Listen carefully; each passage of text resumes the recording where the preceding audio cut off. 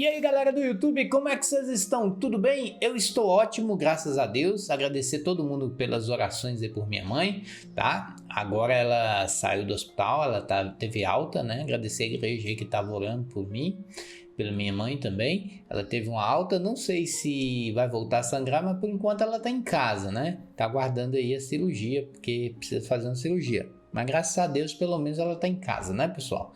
Bom, hoje eu vou continuar nossa série de escatologia, aprendendo escatologia com CP.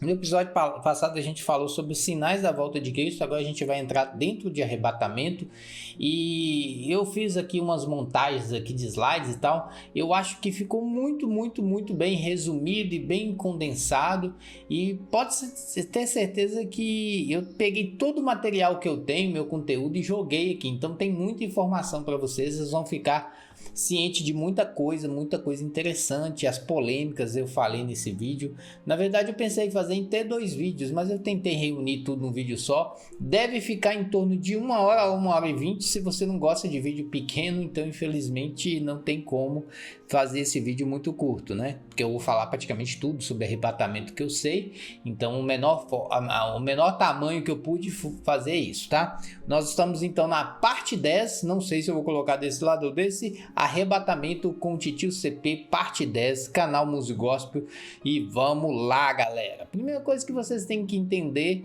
é que dentro de arrebatamento a gente tem que entender 5 coisas principais, tá? Se você não entender essas 5 coisas, você não entende arrebatamento. O que é que você tem que entender?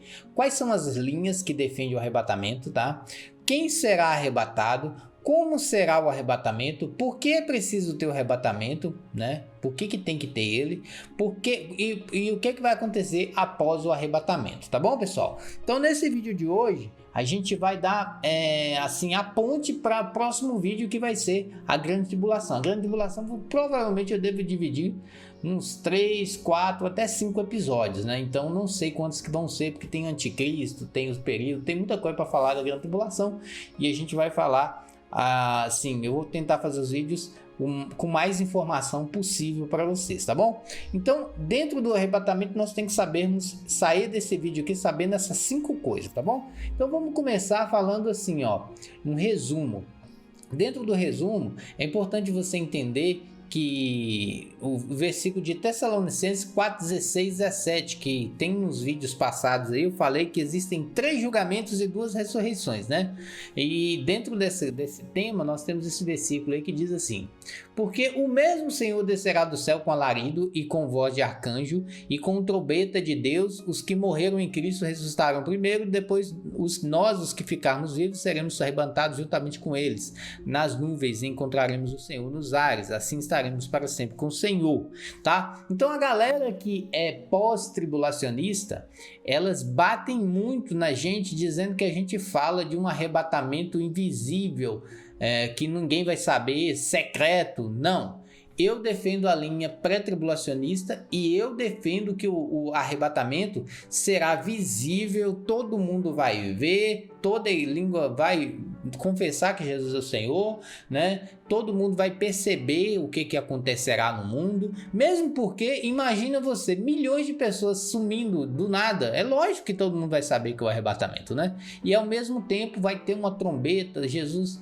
vai ser visto nos ares, né? Não, ele não vai descer até a terra, vai ser até os ares, mas ele vai ser visto sim. Então não vai ser um arrebatamento secreto como a maioria dos pós-tribulacionistas fala que a gente fala. Eu nunca falei que o arrebatamento é secreto, ele é visível, tá bom?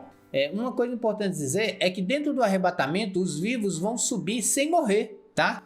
Não é igual os mortos que ressuscitarão, não. Dentro do arrebatamento, os vivos vão subir sem morrer, tipo Enoque e Elias, né? Que tá na Bíblia aí, tá? Bom, a ressurreição é diferente. Os mortos vão ressuscitar, né? Então, arrebatamento e ressurreição não tem nada a ver. Ressurreição é a pessoa que está viva, vai subir e vai ter um corpo transformado. Ressurreição, morto, justo, né? Somente os justos, aqueles que são salvos, vão ressuscitar, tá bom? Então esses são esses dois tipos de pessoas que vão ter nessa primeira leva que nós estamos falando aqui, que é antes da grande tribulação.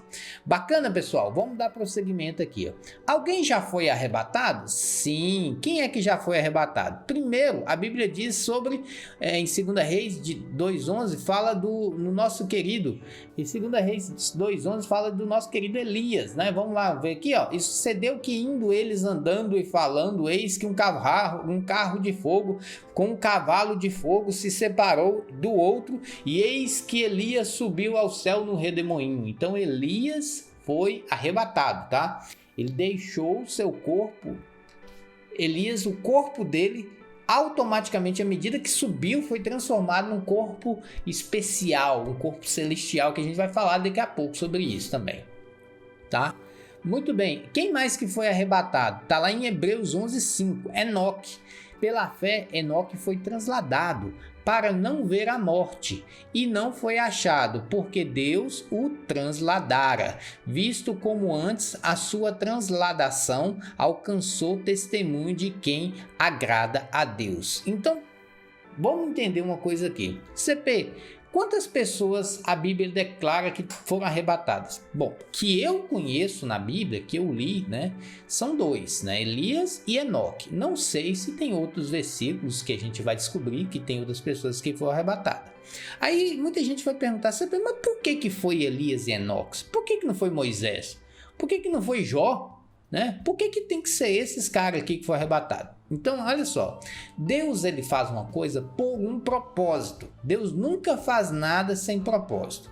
Eu penso assim, de vez em quando eu fico imaginando algumas possibilidades para o arrebatamento de Enoque e o arrebatamento de Elias. A primeira possibilidade é que eles eram homens tão separados, tão especiais e tão achegados ao coração de Deus, que Deus olhou para eles e fala: não, vocês são especiais, eu preciso de vocês trabalhando aqui comigo no reino celestial. Eu preciso de vocês trabalhando aqui comigo, né, no meu reino, né?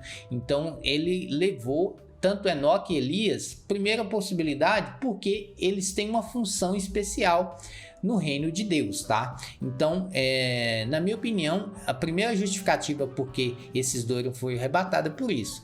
E existem justificativas porque ele estava sendo perseguido, ia morrer, então Deus salvou ele. Eu não acredito nisso, salvação, né? Porque Deus não faz isso, né? Só porque o profeta é perseguido, Deus vai lá e arrebata ele. Não é assim.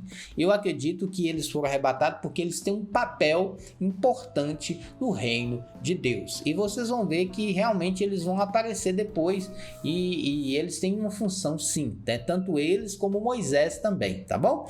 Aí vem uma segunda pergunta que é o seguinte: CP, Moisés não foi arrebatado, não? Não, Moisés foi morto. Moisés morreu, tá? E ele foi enterrado. A única coisa que acontece é que Moisés, a sepultura de Moisés, ninguém nunca encontrou, mas ele morreu porque a Bíblia fala que ele morreu. Quer ver? Ó, vamos ler aqui, ó. Tá lá em Deuteronômio 34, 5, 7, se você quiser acompanhar. E assim morreu ali Moisés, o servo do Senhor, na terra de Moabe, conforme a palavra do Senhor, e sepultado num vale na terra de Moabe, em frente de Bet-Peor. E ninguém soube até hoje o lugar da sua sepultura. Era Moisés da idade de 120 anos quando ele morreu. Os seus olhos nunca se escureceram, nem perdeu seu vigor. Olha que maravilha, né? Um homem de Deus, ele não perde o vigor, né? E mesmo pecando, né? Porque quando ele feriu a rocha, ele pecou, mas Deus mesmo assim cuidou dele até os 120 anos e ele morreu e foi enterrado, apenas não se sabe aonde ele morreu. E muita gente tem dúvida disso. Será que Moisés foi arrebatado? Não, Moisés morreu, tá bom? A Bíblia diz aqui. Bom, a polêmica é: como é que Moisés encontra com Elias? Se Elias foi arrebatado, não foi? Acabei de falar com vocês. E Moisés morreu. Como que os dois se encontram? Aí que eu vou responder para você. Fica ligado, vocês vão entender. E estando ele orando, transfigurou-se a aparência do seu rosto, e a sua roupa ficou branca e muito resplandecente. E eis que estavam falando com ele 2 homens, que eram Moisés e Elias, os quais apareceram como glória e falavam da morte ao qual havia de cumprir-se em Jerusalém. Está em Lucas 29, 31. Depois que eu acabar com a série de escatologia, que vai demorar um pouquinho, eu vou fazer o primeiro vídeo que eu vou fazer é sobre corpo transformado. Aí eu vou explicar para vocês como é que se entende um corpo transformado, tá? Então, o que estava acontecendo? Jesus estava orando, daqui a pouco estava lá os discípulos, e aí aparece para Jesus, né? Moisés e Elias. Aí muita gente tem a seguinte dúvida: o ACP, como que Moisés estava junto de Elias se um foi arrebatado e o outro foi morto, né? E o outro morreu. Moisés morreu e foi para um lugar, e Elias foi arrebatado e foi para um lugar também. E como é que eles se encontram? Será que eles estão em lugar diferente? Não, eles estão no mesmo lugar. Vamos entender isso aqui, ó. Tá aqui, ó. Quando Moisés morreu, ele foi para o paraíso. A alma dele foi para o paraíso, né? E ele tá lá no paraíso, tá? E provavelmente já com seu corpo transformado, ele está no paraíso. E também foi para o paraíso. Então, todas as almas dos justos estão no paraíso, só que tem homens tão especiais para Deus que eles não estão à toa no paraíso, né? Eles estão trabalhando, fazendo a função que Deus tem para eles. E uma das funções foi descer até a terra e conversar com Jesus, né? Naquela passagem que eu mostrei ali para vocês, né? Então não pense você que se você morrer, você vai ficar à toa no céu, não, meu querido. Você vai ter funções, você vai ter papel. É importante entender isso aqui.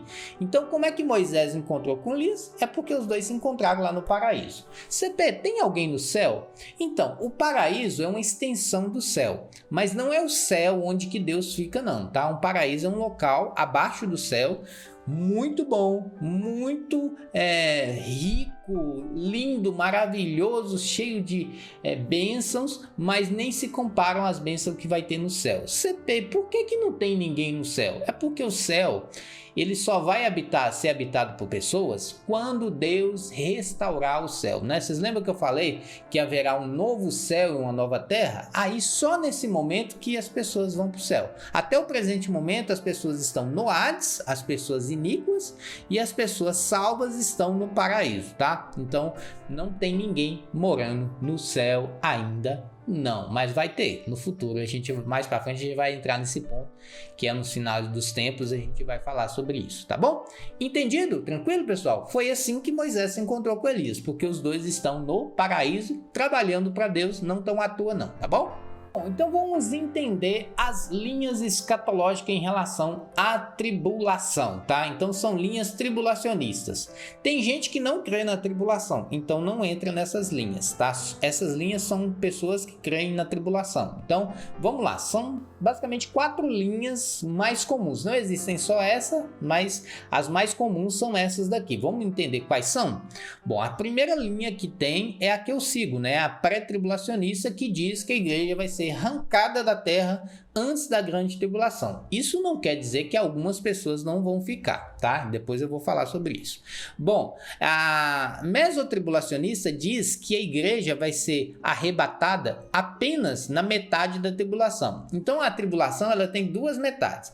A metade em que o anticristo é bonzinho, vamos dizer assim, né? E a metade que ele se revela o homem do mal, né? Então, na metade ruim, né, que toda parte da tribulação é ruim, na parte mais terrível da grande tribulação, a igreja vai ser retirada da terra. Essa é a linha mesotribulacionista, tá?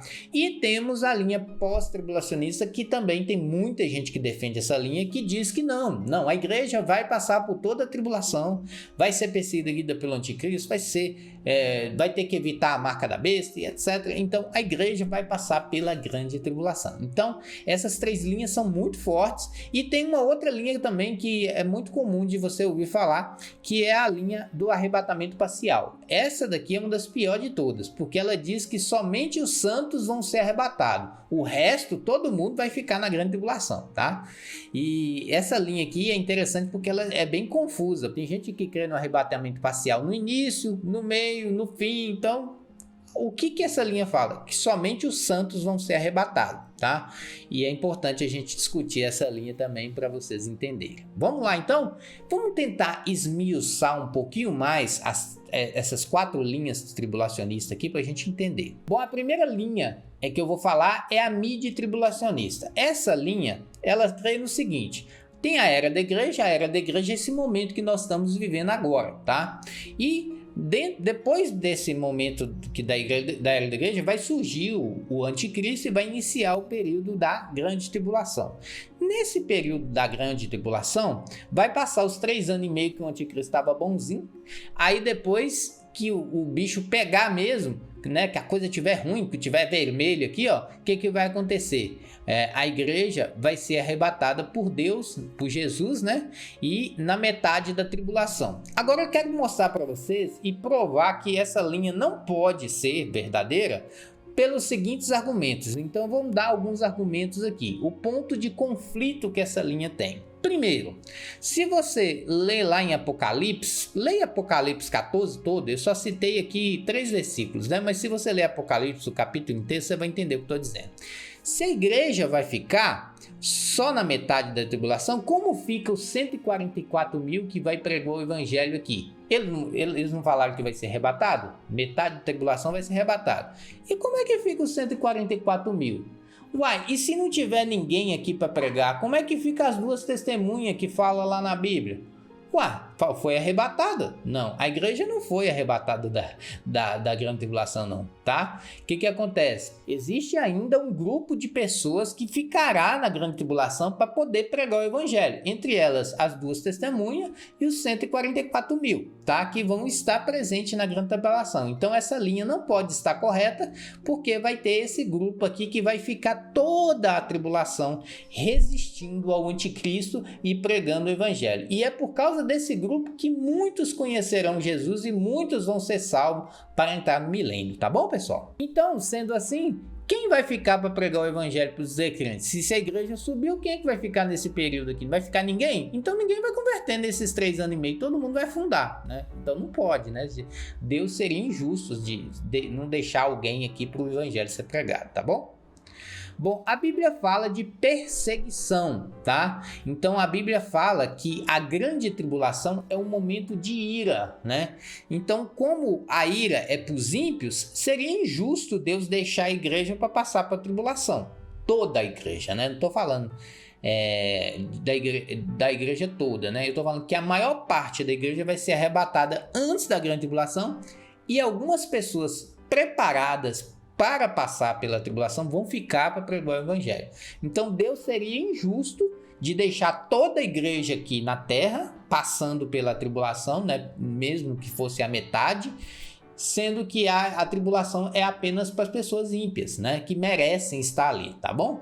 Entendido aí, pessoal? Bom, outra linha que nós temos aqui é a linha do arrebatamento parcial. Meu querido, essa linha aqui é a pior de todas, porque primeira coisa, ela é confusa e dentro desse arrebatamento parcial existe um monte de religião que confunde ainda mais. Tem gente que fala que o arrebatamento é no início, tem gente que fala que é no meio, tem gente que fala que é no fundo, aí você confunde mais. A grande maioria das linhas escatológicas do arrebatamento parcial crê que o arrebatamento vai ser no início, tá? Menos mal, né? Mas o grande problema dessa linha é que ela fala que somente os santos da igreja será salvo. Todo o restante da igreja que não for santo já vai ficar. Aí nós temos um grande problema, porque a Bíblia diz que ninguém é santo. Então como é que vai subir alguém se ninguém é santo? Vocês já estão vendo o pepino que é seguir essa linha aí, né? Então vamos ver aqui os pontos de conflito dela. Primeiro ponto de conflito, ela nega a unidade da igreja. Então Deus não seria justo, porque Deus quer uma igreja unida. 1 Coríntios 12 diz que a igreja é um corpo, que apesar de alguns membros terem defeito, os outros membros têm que ajudar, tá? Então existe isso aí, é o famoso corpo de Cristo. Ela nega que todos são iguais para Deus, né? Romanos 3:23 diz que todos pecaram e destituídos estão da glória de Deus. Como que alguém vai subir se todos são pecadores? Não existe santo, né? Existem pessoas que buscam a santidade. Santo mesmo só teve um nessa terra, que é Jesus, tá? Então a maioria das pessoas estão buscando a santidade. Então como que alguns vão e outros vão ficar se todo mundo então tá dentro do mesmo pacote, dentro do mesmo saco, né? Como diz meu pai, farinha do mesmo saco. Não tem como um subir porque ele não é santo. Tá entendendo o que eu tô dizendo? Terceiro ponto. Existe uma confusão muito grande nessa linha de galardão e arrebatamento. Arrebatamento e galardão é coisas distintas, tá? O que é arrebatamento? Pessoas que estão vivas vão subir junto com Jesus. O que é galardão? Quando as pessoas estiverem lá no céu, vai ter um grande tribunal e vai ser premiada as ações das pessoas aqui na terra. Então, salvação e premiação é totalmente diferente. A pessoa já está salva. Agora, o prêmio que ela vai receber é diferente de pessoa para pessoa, tá bom? Eu já falei isso aí nos 3 julgamentos, vou deixar o link na descrição para você que tem dúvida. E por último, ela mistura Israel com igreja. Pessoal, Israel não é igual à igreja. Daqui a pouquinho, no próximo slide, eu vou tentar resumir. Isso aqui, Israel não é igual à igreja, eu vou fazer um vídeo só para isso, porque é gigante, tá? Mas eu vou dar só uma pincelada para aguçar a curiosidade de vocês. Israel não é a mesma coisa da igreja. Existem promessas para Israel, existem promessas para a igreja. Inclusive, Israel, que a gente chama de judeu, né? São pessoas que não são salvas, né? Os judeus, eles creem no Velho Testamento, né? E nós, cristãos, cremos que Jesus veio para essa terra. Depois eu vou falar sobre isso também. Então, as promessas são diferentes para os dois povos, tá bom? Bom, e tem uma das linhas que é muito problemática e caça confusão direto com a pré-tribulacionista, que é os pró-tribulacionistas. Todo dia eu encontro um pró-tribulacionista. Ele é muito comum, esse grupo de crentes em igreja presbiteriana, em igreja batistas tradicionais. A minha, boa parte do pessoal que é da minha igreja é pós-tribulacionista, ou seja, eles creem que a grande tribulação é certeza para o cristão, ou seja, nós vamos passar pela grande tribulação. Eu recentemente eu teve uma discussão com um amigo meu. Ele falou comigo, não, moço, nós vamos passar pela grande tribulação, não fica achando que você não vai passar, não. Eu falei assim com ele, meu querido, se você quer passar pela grande tribulação, amém, eu não quero, então eu creio que eu vou ser arrebatado antes. Então nós podemos ser irmãos, nos amar, ser tranquilo, nós não vamos brigar por causa disso. A diferença é tão pequena, por que a gente fica brigando por causa de uma coisa tão pequena? Qual que é a diferença do pós-tribulacionista e o pré? É só tempo de 7 anos, simples.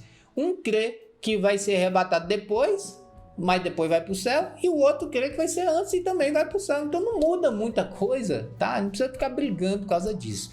Eu creio que a igreja vai ser arrebatada antes da tribulação, tá? Mas muita gente, e eu respeito, tá? Muita pessoa boa de estudo escatológico, pessoa que come Bíblia o dia todo, é pós-tribulacionista, e eu respeito e amo e tenho o maior carinho.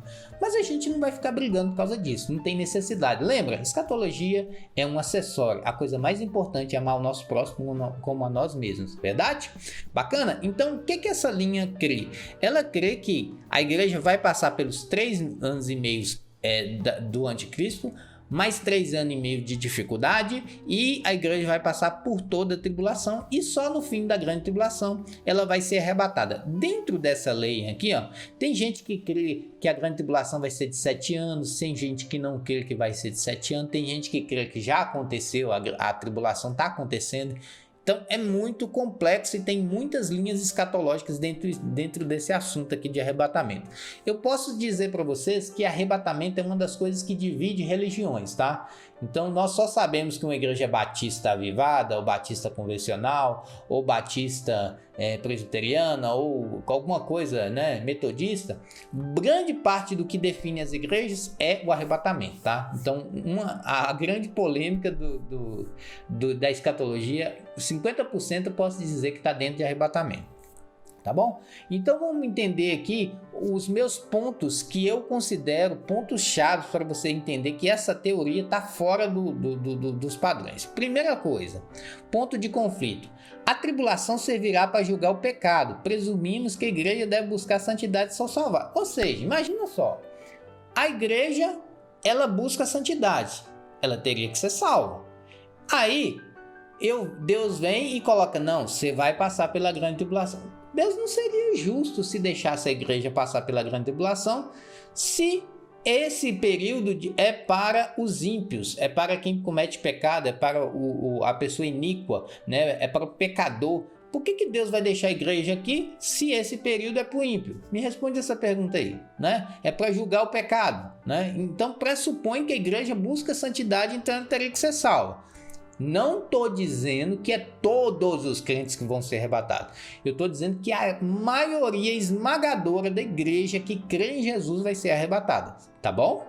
Beleza? É claro que alguns vão ficar para a grande tribulação, até mesmo para ajudar a iniciar a resistência do anticristo, né? Bacana? Ela nega o cumprimento das 70 semanas de Daniel. Vocês lembram que eu fiz o vídeo das 70 semanas de Daniel? Vou deixar o link na descrição também. Lá no vídeo a gente falou que a última semana, que é essa semana da tribulação aqui, ela vai existir, porque tudo se cumpriu na profecia de Daniel. Tudo aconteceu. Se você ler a profecia de Daniel, você fica de boca aberta. Tudo aconteceu, tudo se cumpriu. Só está faltando uma semana, que é essa semana da grande tribulação. Então, os pós-tribulacionistas acabam que negam um pouco essas 70 semanas aqui. Eles falam que não é literal e eles começam a dar desculpa e realmente é bem complicado, né? Tá dando argumentos aí para os pós-tribulacionistas. Outra coisa, eles não explicam a iminência de volta de Cristo. Eles não crê nos sinais. Lá em Mateus 24 fala dos sinais da volta de Cristo. Se você não assistiu meu vídeo, é o vídeo passado, eu falo dos sinais. Então até que eles creem naqueles sinais ali, mas eles não não botam firmeza que esses sinais realmente estão prestes a estourar, né? Para eles, Jesus vai voltar um dia, mas os sinais é coisa aleatória, né? E na verdade não, os sinais são muito importantes para nós cristãos, para a gente poder se manter firme e ter esperança que Jesus está voltando, tá? Então os sinais são muito importantes. E acaba que os pós-tribulacionistas não se dedicam tanto a essa linha de sinais aqui, tá bom? Bom, ele nega a distinção de Israel e igreja. Para eles, Israel e igreja é igual. E eu vou mostrar para vocês em um vídeo depois, no futuro, que Israel é diferente de igreja. Existem profecias para Israel e existem profecias para a igreja. Então são duas coisas totalmente diferentes, tá bom, pessoal? Bom, e a última linha é a linha que eu sigo, que é a mais coerente. Dentro da pré-tribulacionista tem muita coisa que eu não concordo, tá? Muita coisa que eu não concordo. Por exemplo, tem gente que fala que toda a igreja, todo mundo da igreja vai ser arrebatado. Eu não creio nisso. Eu creio que algumas pessoas capacitadas por Deus e que tenham experiências e que Deus vai julgar, né, que são pessoas preparadas, vão passar pela grande tribulação. Algumas. Se você assistir o filme Deixados para Trás, né, assista, você vai ver que vai ter um pastor lá que fica lá, oh meu Deus, por que o senhor me deixou? Por que o senhor não me levou? Ele fica perguntando. Deus deixou ele porque ele precisava do pastor ali naquele período para ajudar as pessoas que estarão ali na grande tribulação a passar por esse período horrível, né? Então Deus deixou ele na terra para ele fazer essa missão. Então serão pessoas especiais preparadas para esse período, tá? Por exemplo, posso dizer para vocês, missionários. Um missionário que vai para a África, ele não vai sem estar preparado, não. Ele sabe que ele pode morrer. Então são pessoas especiais que estão dispostas a morrer pelo Evangelho de Deus. Então Deus vai saber julgar quem vai ser essas pessoas. A única coisa que eu peço a Deus é que eu não seja, tá? Eu queria ser arrebatado antes, não queria ficar não. Mas a grande maioria esmagadora da igreja vai ser arrebatada. Alguns gatos pigados vão ficar para ajudar a população a passar pela grande tribulação, tá? Para pregar o evangelho, para anunciar Jesus, para combater o anticristo, para dizer não usa a marca da besta. Quem vai fazer isso são a resistência, né? Que fazem parte desse grupo que quer pregar Jesus, tá bom? Então, os pré-tribulacionistas creem que a grande maioria da igreja, sei lá, 99% da igreja vai ser arrebatada. Alguns poucos ficarão para ajudar nos 7 anos de tribulação aí, tá bom? Agora a pergunta aqui que você deve estar perguntando, quem vai ser arrebatado? Eu posso fazer alguma coisa para eu ser arrebatado? Ou quem julga é Deus, né? Então vamos entender isso? Bom, quem vai ser arrebatado? Vamos lá? Vamos ler aqui, ó. Não se turbe o vosso coração, Credes em Deus e crede também em mim. Na casa de meu pai há muitas moradas. Se assim não fora, eu vou-lo teria dito, pois vou preparar lugar. E enquanto eu for vos preparar lugar, voltarei e vos receberei para mim mesmo, para que onde eu estou, estejais vós também. Então, essa aqui é uma promessa de Jesus para a igreja. Não é para Israel, é para a igreja. Está em João 14, 1, 3. Então, Jesus, ele prometeu e ele nunca quebrou uma promessa dele. Ele vai voltar para buscar a sua igreja, tá? A grande polêmica é, ele vai voltar para buscar antes da tribulação ou depois da tribulação, né? Então, se você entender assim, a tribulação é para os iníquos, é para os pecadores, é para as pessoas que não creram, as pessoas que você pregou e ele não aceitou, ele vai precisar passar pela grande tribulação para ver, né, que o evangelho é de verdade. Então essas pessoas iníquas que vão passar pela grande tribulação, a grande maioria esmagadora da igreja vai ser arrebatada. Bom, outro versículo diz aqui, porquanto o Senhor mesmo dá a sua palavra de ordem, ouvida a voz do arcanjo e ressoada a trombeta de Deus, descerá dos céus, e os mortos em Cristo ressuscitarão primeiro, e depois os vivos que ficarmos seremos arrebatados juntamente com ele entre as nuvens, e para o encontro do Senhor nos ares, e assim estaremos para sempre com o Senhor. Então, deixa eu resumir o que vai acontecer. Os pós-tribulacionistas falam que a gente fala que o encontro vai ser secreto, vai ser 007. Não. Eu sou pré-tribulacionista e estou dizendo para você, o dia que Jesus voltar para arrebatar a igreja, todo mundo vai ver. Não tem como não ver, tá? Vai ter um som de trombeta, Jesus vai voltar em glória. A única coisa que a gente fala é que ele não vai descer até a terra, ele vai nos buscar nos ares. É só isso, tá? E o pessoal fica falando que a gente fala que é secreto. Não é secreto, vai ser visível, tá? Centenas de todos os países do mundo vão ver ao mesmo tempo a volta de Cristo, tá? Para resgatar e arrebatar a sua igreja. A única coisa que ele não vai fazer é pisar os pés na terra de novo. Isso ele vai fazer depois da grande tribulação, que é para mais para frente que a gente vai falar. Bom, quem será arrebatado?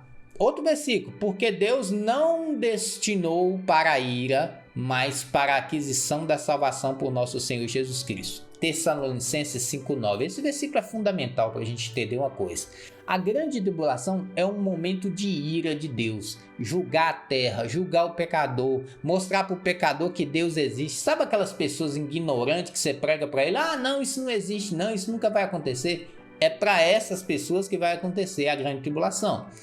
Para a igreja que já é salva, não tem necessidade de deixar a igreja aqui, porque a igreja está salva, ela entende Jesus, ela conhece Jesus, ela compactua do amor de Deus. Então, não teria lógica Deus deixar a igreja, sendo que a grande tribulação é para o ímpio. Então, por isso que a igreja vai ser arrebatada, na grande maioria. Bom, e ouvi ainda no templo uma grande voz que dizia aos 7 anjos: ide e derramai sobre a terra as taças da ira de Deus. Mais um versículo aí que diz que a grande tribulação é momento de ira, de raiva de Deus, né? É um momento em que ele vai derramar toda a sua ira sobre a terra. Então não tem como Deus derramar a ira sobre os santos dele, né? Sobre as pessoas que ele ama, né? Não faz sentido. Tá dando para entender? Então, quem é que vai subir com Jesus nos ares e ser arrebatado? A maioria da igreja. Posso dizer 99% da igreja vai ser arrebatada. Alguns gatos pingados vão ficar para ajudar na pregação do evangelho. Então, quem vai subir? A maioria da igreja, 99% da igreja vai subir antes da grande tribulação. Tá bom, pessoal? E aqui tá os argumentos claros e concretos. Não tem como o justo passar pela grande tribulação, sendo que Deus o salvou, o ama. Quem vai passar pela grande tribulação é quem merece, né, pessoal? Muito bem. Continuando aqui, a maioria esmagadora da igreja que pelo julgamento de Deus se haja eleito. Então, quem é que merece ir para ser arrebatado? Deus vai julgar. Deus vai julgar. Você às vezes olha para uma pessoa e fala: cara, esse cara foi salvo? Mas quem diz quem é salvo é Deus, não é você não. Às vezes você olha para você e se acha melhor do que o próximo, você pode ficar né? Às vezes você pode ficar para a grande tribulação, mas não quer dizer que você ficou para a grande tribulação que você é uma pessoa ruim, não necessariamente, porque às vezes Deus precisa de você lá, tá? Então, a maioria esmagadora da igreja, 99% da igreja vai ser arrebatada, beleza? Uma pequena parte da igreja ficará para iniciar a resistência cristã, porque se não ficasse ninguém, o que ia acontecer? Como é que o evangelho ia ser pregado? Então, vai ter uma pequena parte do grupo que Deus vai escolher a dedo. Deus vai saber quem vai ser a pessoa. Primeiro, tem que ser uma pessoa muito fervorosa para aguentar os momentos difíceis da grande tribulação. Vai ter que ser uma pessoa muito, muito fervorosa. Ela não pode desistir da vida. A Bíblia diz que vão ter pessoas que vão tentar se matar e não vão conseguir. Então, essa pessoa tem que estar muito preparada espiritualmente, fisicamente, tá? Ela tem que estar preparada emocionalmente para enfrentar a grande tribulação. Então Deus já vai julgar quem é essas pessoas. Você vê isso já aconteceu na Bíblia? Já. Quer ver? Moisés, Deus olhou para Moisés e viu que ele era um camarada, primeiro, honesto. Falou assim, moça, esse cara é honesto. Quando ele descobriu que ele era hebreu, ele saiu do Egito e foi ficar com a família dele. Segunda coisa que Moisés era, ele era um homem muito, muito temente a Deus, né? Quando ele conheceu a Deus, ele confiou de coração e alma de Deus. Então Moisés, meu amigo, não se abalava por qualquer coisa. Faraó matava pessoas, ele não se abalava. Faraó tirava a palha dos tijolos lá, ele não se abalava. Faraó chicoteava, ele não se abalava. Então tem que ser pessoas muito especiais que Deus vai julgar quem é. Não é qualquer um. Tem que ser pessoas muito bem preparadas para passar pela grande tribulação. E vai ter que ter essas pessoas aqui, porque imagina só, tá todo mundo sofrendo aqui na terra, na grande tribulação, e não tem ninguém para falar uma palavra de Deus. Não tem como, né? Tem que ter alguém aqui para falar de Jesus, para ter força, para não receber a marca da besta, né? Tem que ter uma resistência. Quem vai ter essa resistência é esses pequenos grupos de pessoas que vão ficar aqui na terra. Os demais que eu não falei, por exemplo, a igreja foi arrebatada. Um pequeno grupo vai ficar para ajudar na resistência do anticristo, e os demais, a maioria das pessoas, todo mundo que, sabe aquela pessoa que rejeitou a Cristo, que usava droga, que nunca quis saber de nada, a pessoa que matou os outros, a pessoa que sempre quis ficar no mau caminho, na escuridão, elas vão ficar para a grande tribulação. CP, por que é preciso a grande tribulação? É preciso porque tem pessoas que não mudam. Existem pessoas que não mudam o seu jeito de ser. Elas continuam no pecado arraigado a qualquer custo. Não muda de jeito nenhum. Ela ouve falar de Jesus Cristo, dá risada e vai embora, né? Tem pessoas que morrem doentes e não aceitam Jesus. Então, para que essas pessoas reconheçam que Deus realmente existe e que ia acontecer um momento de dificuldade, para a Bíblia não mentir, né? É preciso que tenha a grande tribulação, porque muito vai olhar real, vai falar assim, poxa, bem que aqueles crentes falou que ia ter um movimento de grande tribulação. Então, para que serve a grande tribulação? Para impactar o ímpio, né? Para ele se converter a Jesus, tá? Então, é por isso que tem que ter essa grande tribulação. Vamos para a primeira polêmica do dia, né? Vamos lá. Israel é igual à igreja? E lembrando que eu vou fazer um vídeo só disso, tá? Vai ser um vídeo de mais de 1 hora só sobre isso. Eu vou tentar aqui fazer só um resumão bem pequenininho do que eu vou falar. Israel não é igual à igreja. Por que eu sei disso? Primeiro, vamos lá? Versículo aqui. Então vos hão de entregar para ser de atormentados e matar-se-vos-ão e sereis odiados de todas as nações por causa do meu nome. Mateus 24, 9. Sabe o que os pós-tribulacionistas falam? Aí, ó. Tá falando que o cristão vai ser perseguido. Tá falando que o cristão vai ser odiado. Tá falando que... Mateus 24, 9. Primeiro, esse versículo aqui, ele é muito, muito polêmico. Mas para você entender esse versículo, você tem que entender ele da seguinte forma. Ele é um versículo que serve para o presente, para o passado e para o futuro.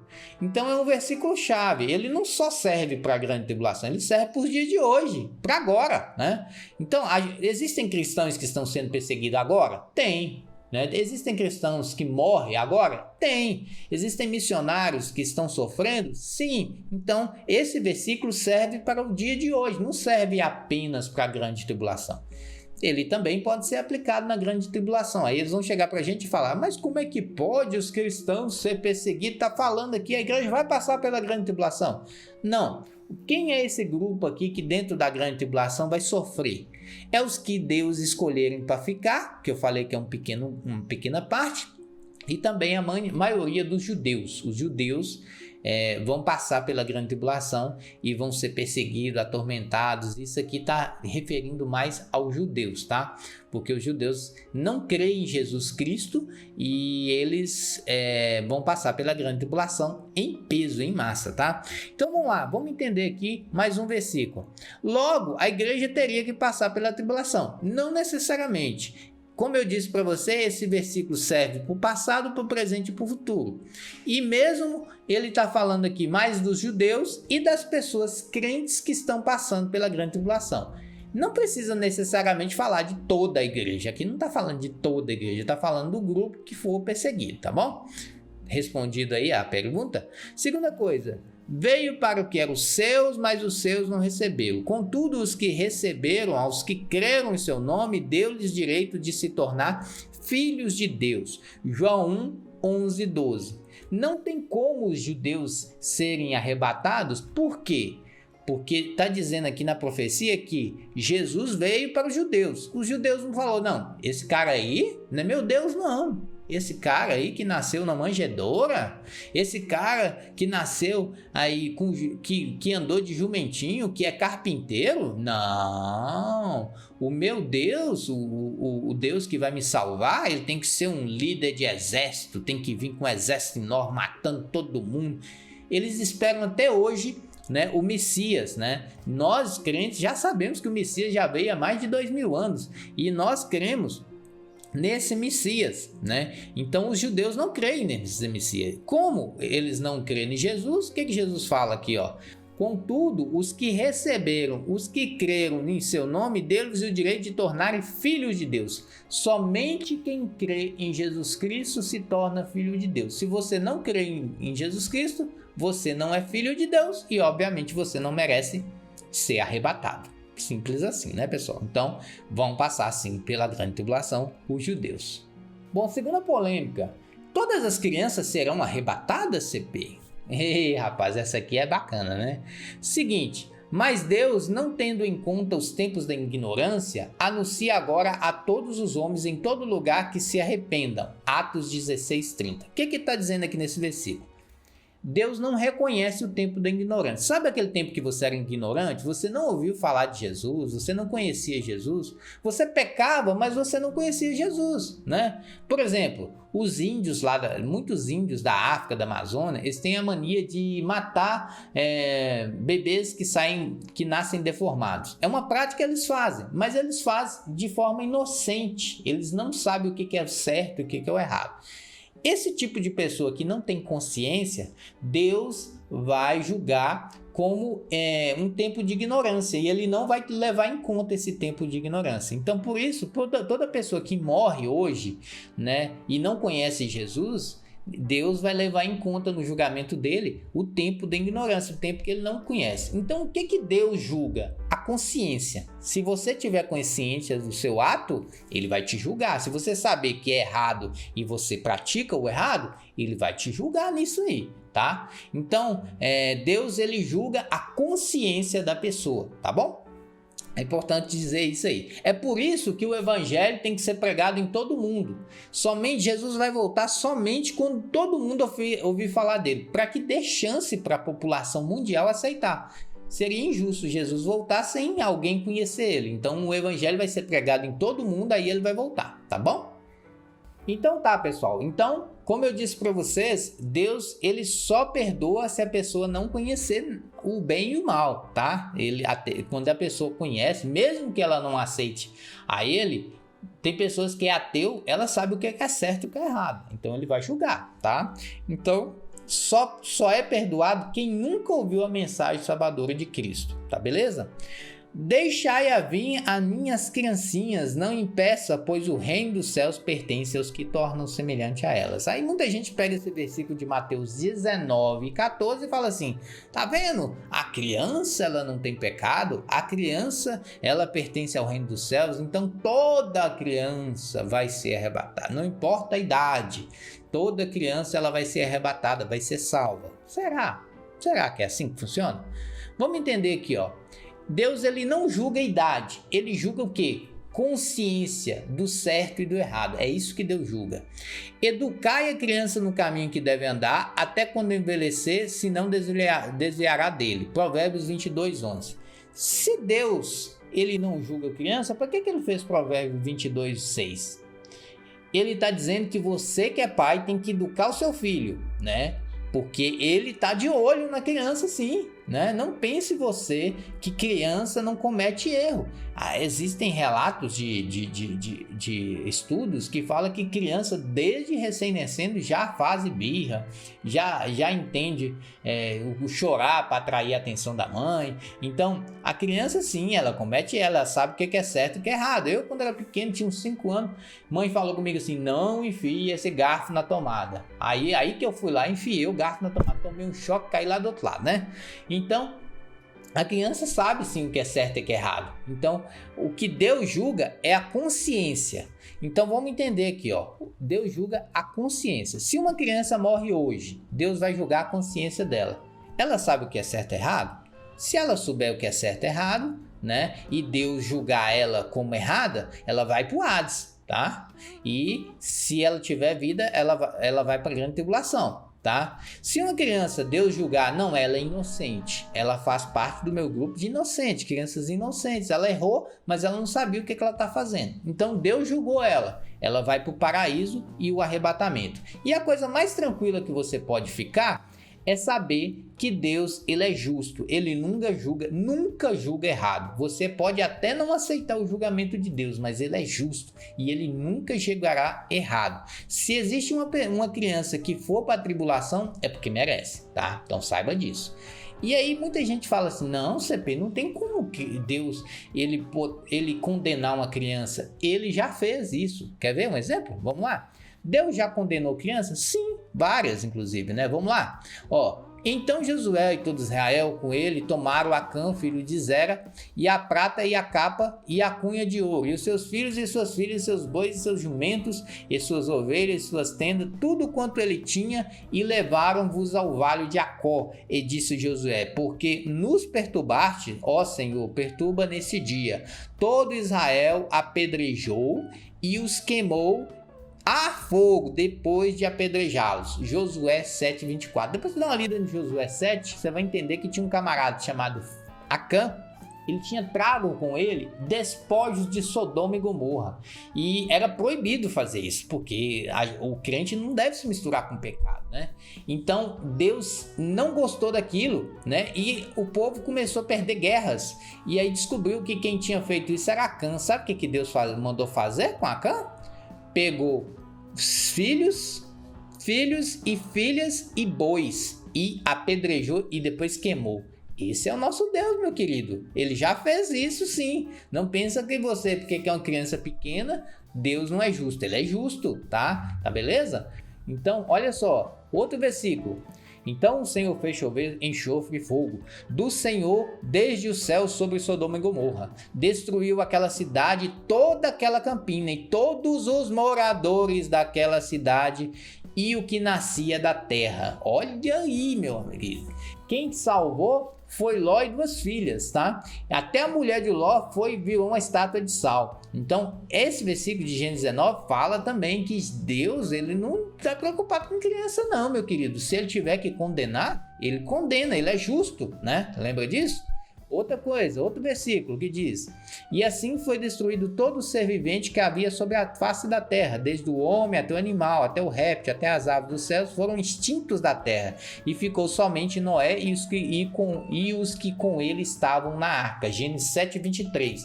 Mais um versículo aqui que mostra que Deus já destruiu homem, mulher, criança, velho, não importa, foi tudo destruído. Então, para com essa coisa aí de ficar pensando, porque que é criança, Deus vai poupar. Não é assim que funciona, não. Deus julga a consciência. Se a criança não tem consciência, ele vai poupar. Se a criança sabe o que é certo e o que é errado, ela vai ser julgada. Por isso, você que é pai, ensina seu filho no caminho que ele deve andar, Provérbios, e ele nunca vai desviar dele. E mais uma notícia para você: a criança, ela assimila o caráter até os 7 anos de idade. Depois dos 7 anos de idade é difícil, meu filho, de se recuperar.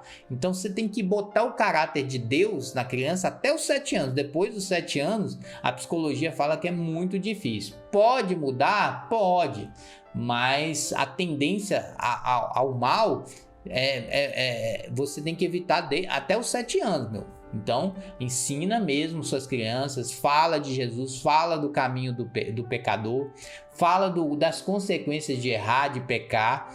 Eduque o seu filho por causa disso aqui, tá? Não pensa você que Deus, se ele tiver que condenar a criança, ele vai condenar porque ele é justo, ele sabe quem é certo e quem é errado.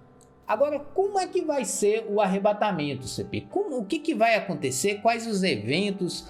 Como que vai ser o arrebatamento? Vamos lá.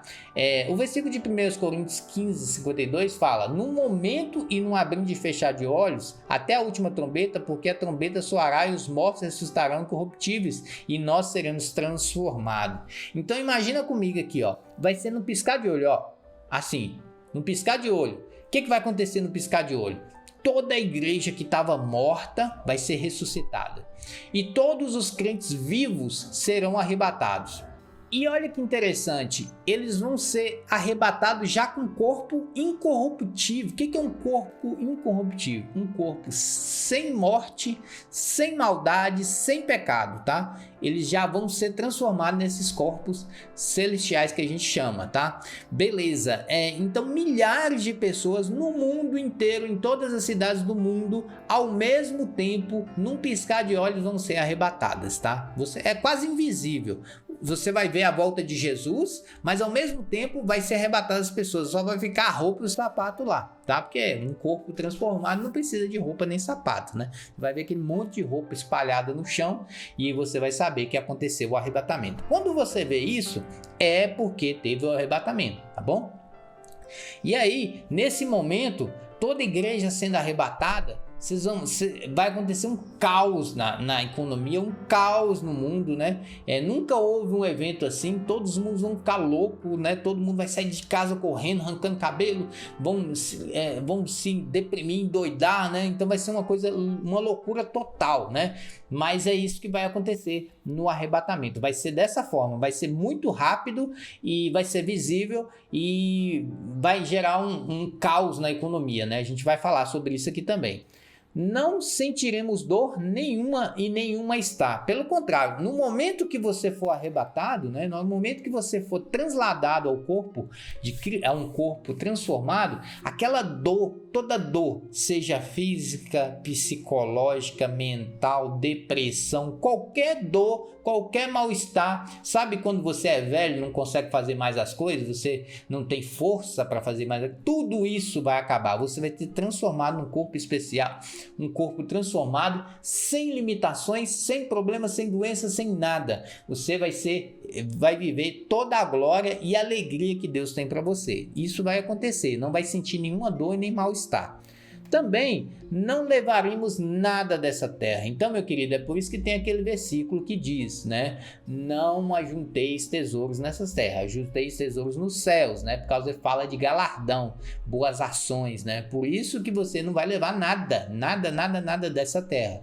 Você vai ser transformado e vai encontrar com o Senhor. E mesmo porque não vai precisar, não existe nada nessa terra que se compare ao gozo e à alegria celestial, tá bom?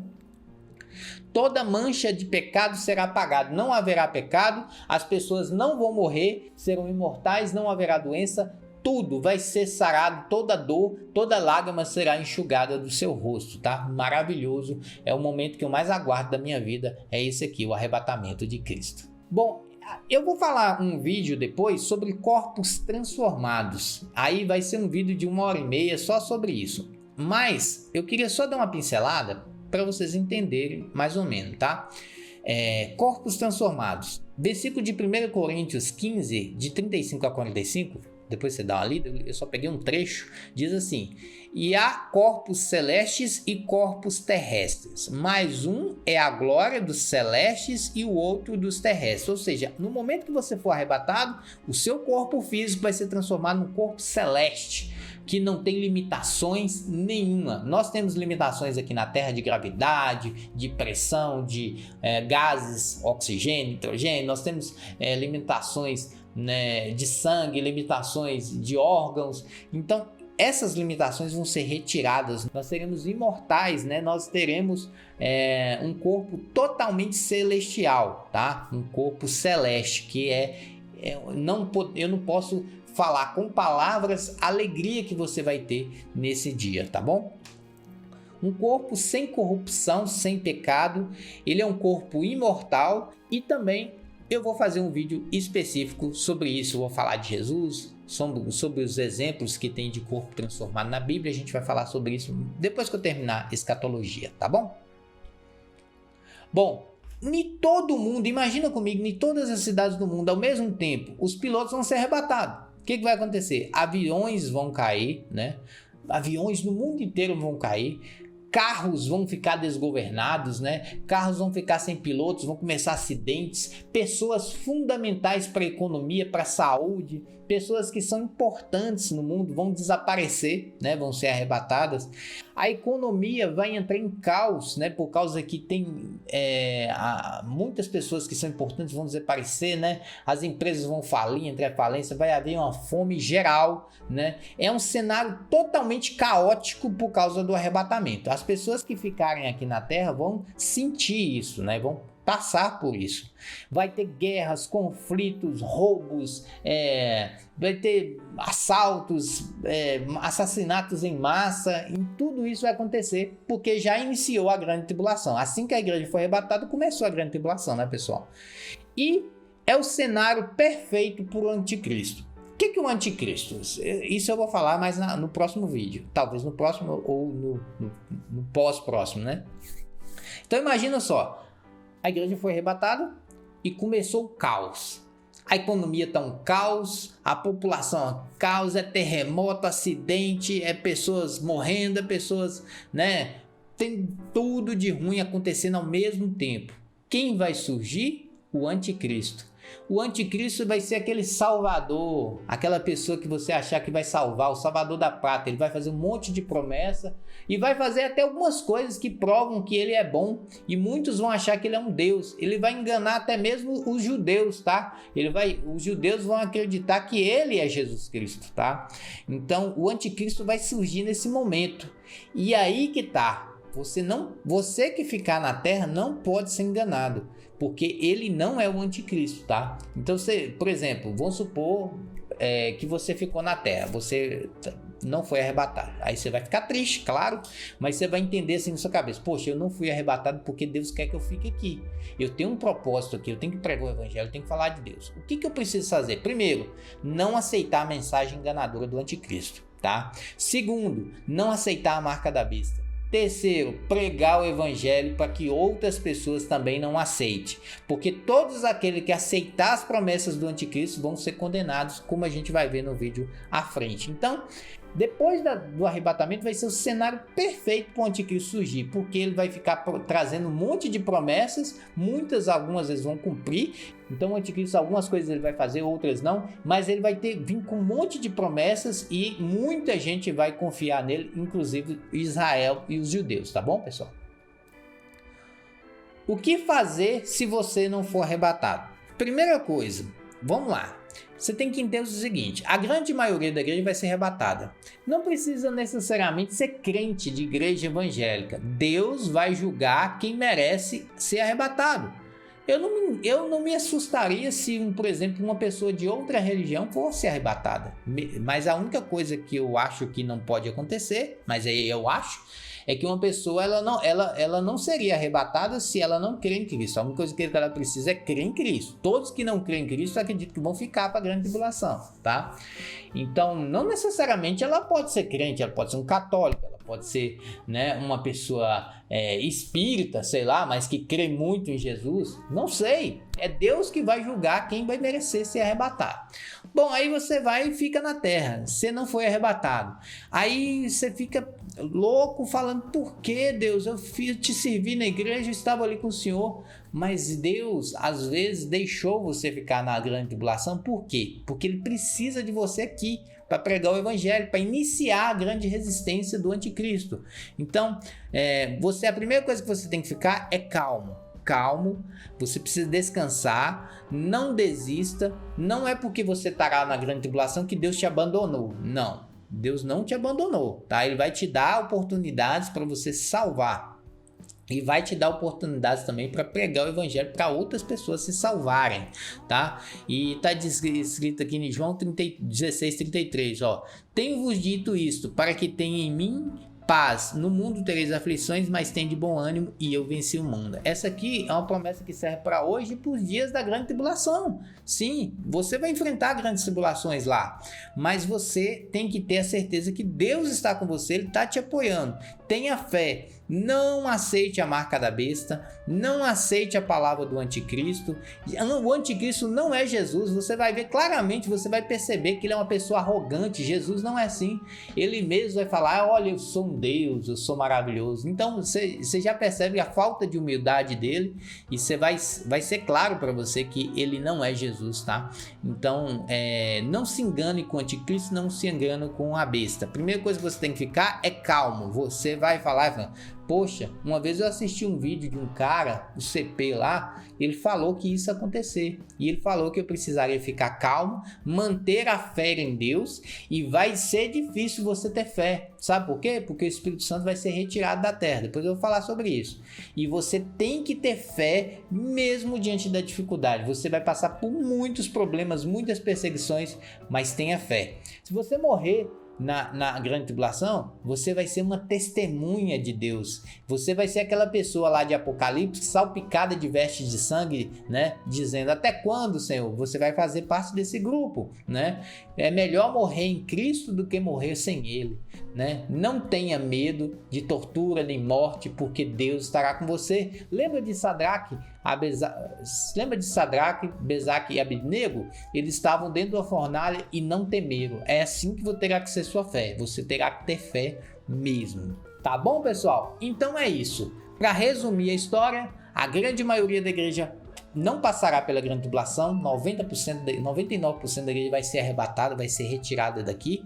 Alguns gatos pingados cristãos vai ficar para poder ajudar a pregar o evangelho.